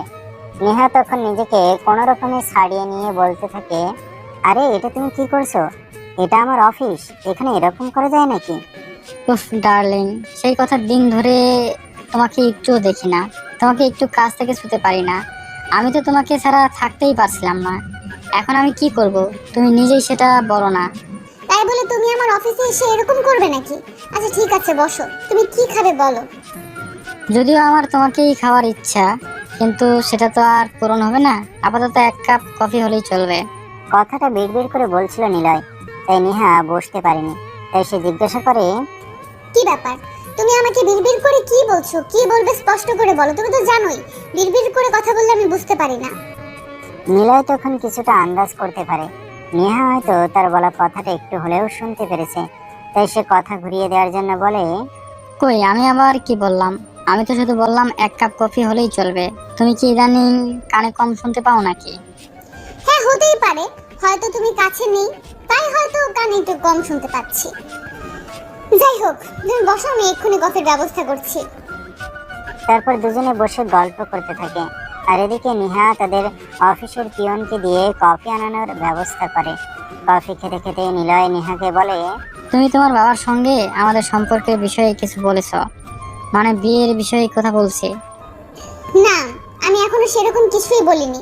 আর তুমি তো জানোই আমি একটা মেয়ে মানুষ, আর একটা মেয়ে হয়ে কিভাবে নিজের বাবার সঙ্গে বিয়ের বিষয়ে কথা বলি বলো। ওকে মাই ডিয়ার, কোনো সমস্যা নাই। আমি যখন চলে এসেছি তখন আমি নিজেই সবটা সামলে নেব, তোমাকে কোনো চিন্তা করতে হবে না। এখন চলো আমাকে নিয়ে তোমার বাবার কেবিনে। তখন নেহা আর এক মুহূর্ত দেরি না করে নিলয়কে নিয়ে তার বাবার কেবিনে চলে যায়।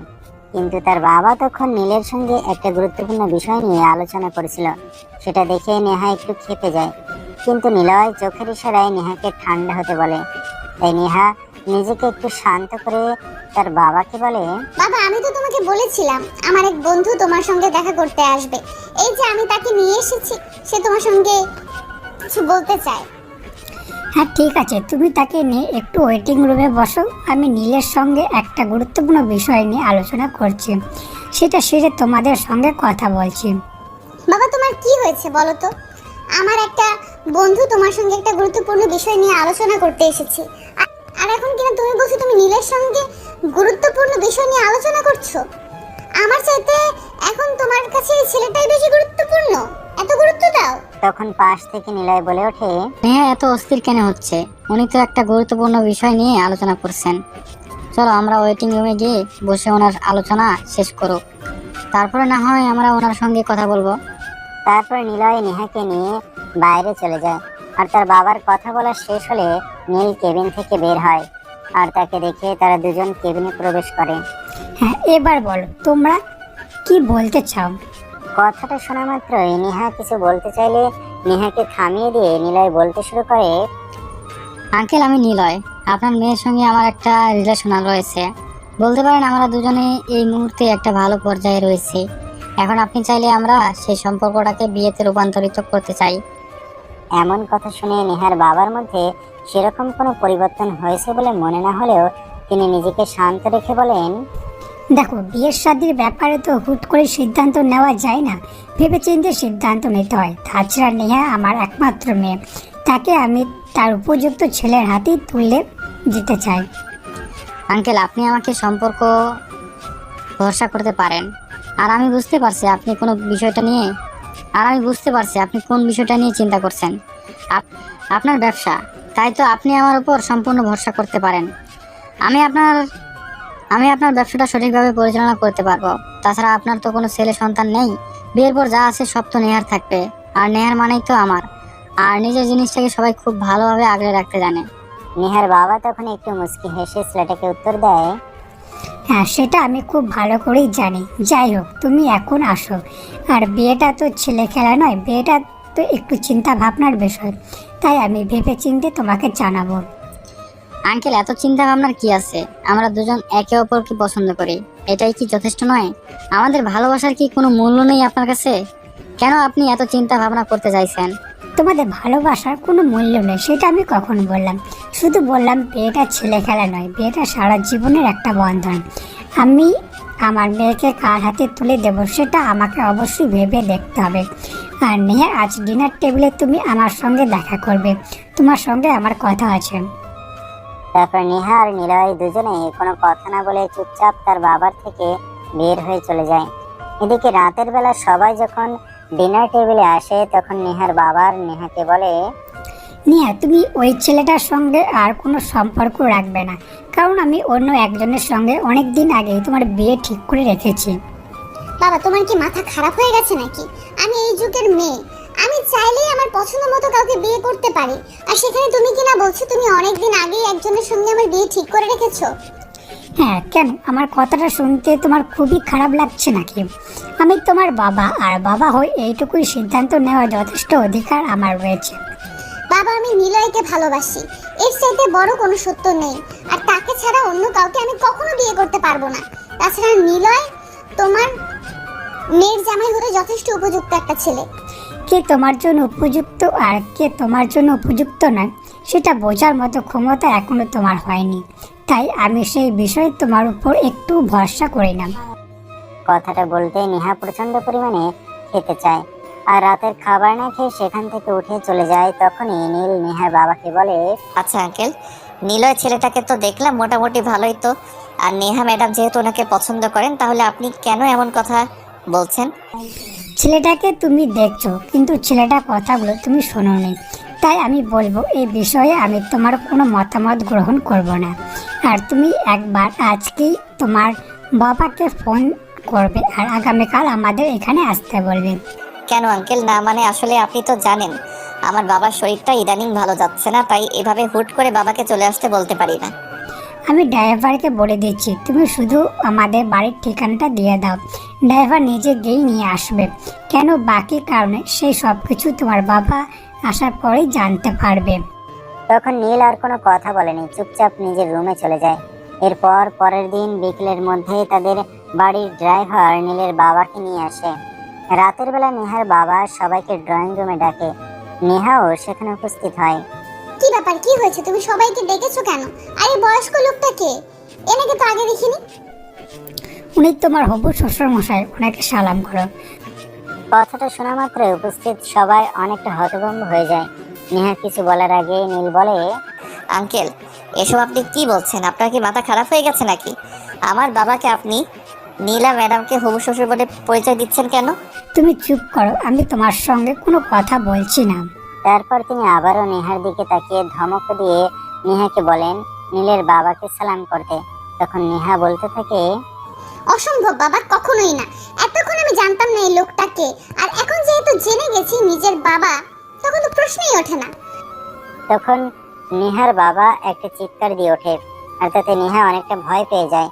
আর সে ভয় পেয়ে নীলের বাবাকে সালাম করে আর তারপর একটু সরে দাঁড়ায়। ওই ছেলেটার সঙ্গে তোমার সম্পর্কটা চলবে না, কারণ ওই ছেলেটার সঙ্গে আমি কখনোই তোমাকে এক হাতে দেব না। নীলের বাবা আর আমি ছোটবেলাকার বন্ধু, আমরা ছোটবেলায় একে অপরকে কথা দিয়েছিলাম বিয়ের পর যদি ছেলে সন্তান হয় আর আমার যদি মেয়ের সন্তান হয় তাহলে আমরা আমাদের ছেলে মেয়েকে একে অপরের সঙ্গে বিয়ে দেব। আমি তোমাদের শেষ সব কথা মানি না, কারণ তোমাদের কবে কাকে কোন বিষয়ে কথা দিয়েছো সেই সব কিছু আমরা জানি না এবং জানার প্রয়োজনও মনে করি না। তাছাড়া সবচেয়ে বড় কথা হলো আমি নিলয়কে পছন্দ করি আর তার সঙ্গে আমার একটা সম্পর্ক রয়েছে, তাই তুমি চাইলেই আমি নিলয়কে ছেড়ে নীলকে বিয়ে করতে পারবো না। এরকম একটা জায়গা খ্যাত ছেলেকে বিয়ে করলে আমার সমাজ বলতে কিছুই থাকবে না। নিয়ে অনেক বলে ফেলেছো তুমি, আমি তোমার কাছ থেকে আর কোনো কথাই শুনতে চাইছি না। আমি তোমার বাবা, আমি কি করব না করব সেই বিষয়ে আমি তোমার কাছ থেকে কোনো মতামত গ্রহণ করব না। আমি আমার মতামতটাকে বেশি প্রাধান্য দিয়ে থাকি, সেটা তুমি খুব ভালো করেই জানো। তুমি যদি তোমার মতামতটাকে বেশি প্রাধান্য দাও তাহলে আমাকে বলতে হবে আমাকেও আমার মতামতটাকে বেশি প্রাধান্য দিতে হবে। আমি তোমার কথা রাখতে পারবো না। কথাটা বলতে বলতে নেহা সেখান থেকে উঠে গিয়ে নীলের সামনে দাঁড়ায় আর নীলকে শার্টের কলার ধরে টেনে দাঁড় করায়। তারপর নীলকে বলে, এই এত লোভ কিসের তোর? প্রথমে চাকরি নেই, চাকরি পেয়েছিস, তার উপর আবার আমাদের কোম্পানির প্রোডাকশন ডিরেক্টর হিসেবে জয়েন করেছিস, আর এখন পুরো কোম্পানিটাকে নিজের দখলে নিয়ে নিতে চাইছিস। ম্যাডাম প্লিজ আপনি শান্ত হন, আপনি আমাকে ভুল বুঝবেন না। আপনাদের সম্পদের উপর আমার কোনো লোভ নেই, আর আপনাকে বিয়ে করা তো অনেক দূরের কথা। এ বিষয়ে কোনো কিছুই জানতাম না। কি ভেবেছিস কি তুই? তোদের মতো ছোট লোকদের আমি চিনি না? তোদের মতো ছোট লোকদের আমি খুব ভালো করেই চিনি। তোরা যেখানে সম্পত্তি আর সুন্দরী মেয়ে দেখতে পাস সেখানেই দুমড়ে পড়িস। Stop of this nonsense. তুমি ওকে আর একটা কথাও শোনাবেন না, ও তোমার হবু হাজবেন্ড, ওকে সম্মান দিয়ে কথা বলো। সেটার খেতায় আগুন। আমি ওকে কোনোদিন আমার হাজবেন্ড হিসেবে মানি না আর মানবো না। তুমি এক্ষুনি এদেরকে আমাদের বাড়িতে থেকে চলে যেতে বলো, তা না হলে কিন্তু আমি নিজেই এদের দুজনকে ঘাট ধাক্কা দিয়ে বাড়ি থেকে বের করে দিতে বাধ্য হব। তখন আর নেহার বাবা নিজের রাগ কন্ট্রোল করতে পারেনি, তাই ঠাস ঠাস করে নেহার দুইটা চড় বসিয়ে দেয়। বলতে থাকে, নেহা যেন ওনাকে আর বাবা বলে না পরিচয় দেয়। এই কথা শুনে নেহা বলতে থাকে, বাবা এসব তুমি কি বলছো? তুমি একটা ছেলের জন্য আমাকে দূরে সরিয়ে দিচ্ছ। শুধু যে দূরে সরিয়ে দিয়েছে তাই নয়, তোমাকে আমি আমার সকল সম্পদ থেকেও বঞ্চিত করছি। আমি আমার সকল সম্পত্তি নীলের নামে লিখে দিচ্ছি। মানে এসব কি বলছো বাবা? আমি কিছুই বুঝতে পারছি না। আমি তোমার সন্তান আর তুমি আমাকে বঞ্চিত করে একটা বাইরের ছেলেকে যে সমস্ত সম্পত্তি দিয়ে দিচ্ছ। হ্যাঁ, শুধু দিচ্ছি না, দিয়ে দিয়েছি। কারণ কি জানো, তুমি যখন গতকাল ওই ছেলেটাকে আমার অফিসে নিয়ে এসেছিলে আমি খুব ভালোভাবেই বুঝতে পেরেছিলাম ছেলেটা তোমাকে নয় তোমার বাবার সম্পত্তিকে ভালোবাসে, সেটা তার ভাষায় প্রকাশ পাচ্ছিল। বাবা এসব তুমি কি বলছো? নীলা যথেষ্ট ভালো ছেলে, তাকে আমি অনেক দিন ধরে চিনি, সে এমন করতেই পারে না। ও তাই নাকি? তোমার আগে কয়েকটা মেয়ের সঙ্গে মিলন আবার ছেলেটার সম্পর্ক করেছে সেটা তুমি জানো? এই নাও দেখো, এখানে কয়েকটা মেয়ের সঙ্গে তার ফিজিক্যাল রিলেশন এর ভিডিও ফুটেজ রয়েছে। কথাটা বলেই নেহার বাবা তার সামনে বেশ কয়েকটা ভিডিও ফুটেজ তুলে ধরে। এগুলো দেখে নেহার মাথা চেন্না চক্কর দিচ্ছিল। সে কোনোভাবে এটা বিশ্বাস করতে পারছিল না। তখনই সেখানে চুপ করে বসে পড়ে। সে কি বলবে কিছুই ভেবে পাচ্ছে না। তার বাবার সামনে একটা ছেলের জন্য তার মাথাটা এতটা নিচে যে হবে এটা সে ভাবতেই পারেনি। তখন তার বাবা তাকে বলে, কি ব্যাপার, এবার আশা করি তোমার ভুল হয়ে গেছে। এবার আর নিশ্চয়ই তোমার নীলকে বিয়ে করতে কোনো অসুবিধা নেই। ওনার অসুবিধা নাই থাকতে পারে, কিন্তু আমার অসুবিধা আছে। আমি ওনাকে বিয়ে করতে পারবো না, কারণ আমি ওনাকে বিয়ে করার যোগ্যই না। আমি ওনার মতো হাই সোসাইটিতে বিলং করি না। আমি ওনার মতো চলাফেরাও করতে পারি না, নাইট ক্লাবে যেতে পারি না, আরও অনেক কিছু। তখন নেহা মাথাটা নিচু করে আস্তে আস্তে বিনয়ের সঙ্গে নীলের হাত দুটো ধরে বলে, প্লিজ নীল, আমাকে তুমি ক্ষমা করে দাও তোমাকে ভুল বুঝবার জন্য, এতগুলো কথা শোনাবার জন্য। I am so sorry, please আমাকে ক্ষমা করে দাও। না ম্যাডাম, ক্ষমা তো আপনি আমাকে করবেন। আমি আপনাদের বাপ মেয়ের মাঝখানে চলে আসাতে আপনাদের মধ্যে অনেক সমস্যা হয়েছে। আমি চাই না আপনাদের মধ্যে আর কোনো সমস্যা হোক। সবার সব কথা শুনে নীলের বাবা নীলকে বলে, এই নীলা, তুই এমন কেন করছিস? সবাই বলছে, তারপরও তুই কেন কথাটা মেনে নিচ্ছিস না? বাবা, তুমিও এই কথা বলছো? হ্যাঁ বলছি, আর তোকে রিকোয়েস্ট করেই বলছি। ওরা যা কিছু করছে না কেন, ওরা যা কিছু করছে না করছে, তুই সব কিছুই ভুলে যা। সব ভুলে আমাদের দুই বন্ধুর দেওয়া কথা রক্ষা কর। হ্যাঁ নীল, তোমার বাবা একদম ঠিক কথাই বলছে। যাই কিছু হয়েছে না হয়েছে, তুমি অত্যন্ত আমাদের দুই বন্ধুর কথা চিন্তা করে সব কিছু ভুলে যাও আর নীলকে অ্যাকসেপ্ট করে নাও। ওকে, আপনি বলছেন আর আমার বাবা যেহেতু বলেছে তাই আমি এটা মেনে নিলাম। তবে একটা কথা, আমি আপনার মেয়েকে বিয়ে করব ঠিকই, কিন্তু আপনার কোম্পানির মালিকানা আমি নিতে পারবো না। আপনার কোম্পানিতে আমি যেমন একজন স্টাফ হয়ে কাজ করছি সেরকমই থাকবো, নয়তো আমার কোনোটাই চাই না। তখন নেহার বাবা নেহাকে বলে, দেখলে তো, লোভ ভালোবাসা কোথায় লুকিয়ে থাকে। লোক আর ভালোবাসার মধ্যে এই দুটাকে তফাৎ। নিলয় নামের ছেলেটা শুধু তোর বাবার সম্পত্তির উপর লোভ করেছিল, কিন্তু নীলকে দেখে তোর বাবার সম্পত্তির উপর তার বিন্দু মাত্র লোভ নেই। হ্যাঁ বাবা, বুঝতে পেরেছি। আর এত দেরি করে বোঝার জন্য আই এম সো সরি। তোমরা সবাই প্লিজ আমাকে ক্ষমা করে দিও। তারপর আর কি, মিয়া বিবি রাজিতে কিয়া করেগা কাজী। নেহার বাবা কয়েকদিনের মধ্যেই মহা ধুমধামের সঙ্গে নীল আর নেহার বিয়ের কাজটা সুসম্পন্ন করে। আর বিয়ের পর নেহাও বুঝতে পারে সে নিলয়ের কাছে নয়, নীলের কাছেই ভালো আছে। যাই হোক ভিউয়ার্স, গল্পটা এই পর্যন্তই ছিল। কেমন হয়েছে কমেন্ট করে জানাতে ভুলবেন না।